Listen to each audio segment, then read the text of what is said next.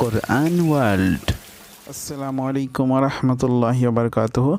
আজকের সবক হচ্ছে যুক্তাক্ষরের আরও কিছু অক্ষর আমরা দেখি।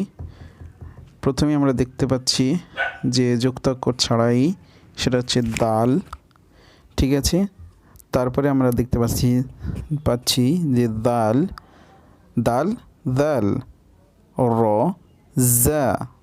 আমাদের প্রত্যেকেই উচ্চারণগুলো সহি করতে হবে। সহি উচ্চারণ ঠিক না হলে আমরা পড়ার পর সেটা ভুলই থেকে যাবে। সেই জন্য মাখরাজের একটি বিষয় নিয়ে আমি টিউটোরিয়াল থাকবে আমার, তো সেই ভিডিওটা অবশ্যই দেখে আসবেন।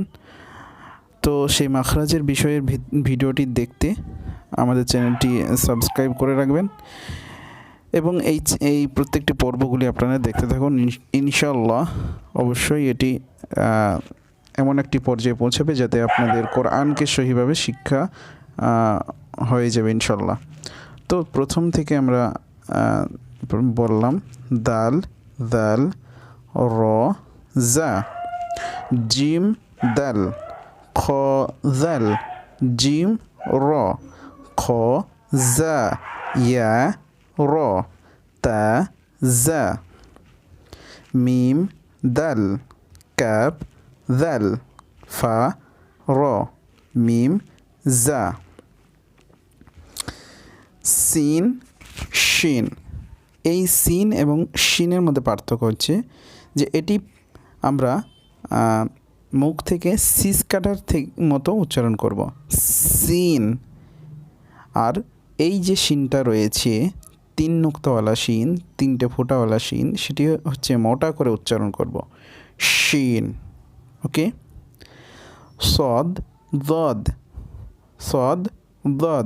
দদের উচ্চারণ আপনার মুখের শুরুর দাঁতের সাইড থেকে উচ্চারিত হয়, দদ। ওকে।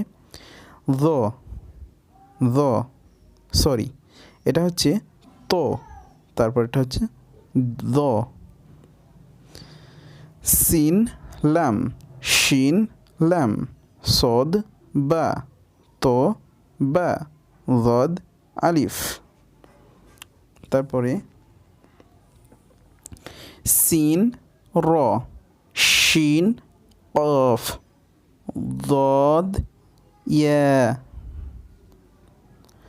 য, আলিফ, আইন, গইন, হামজা,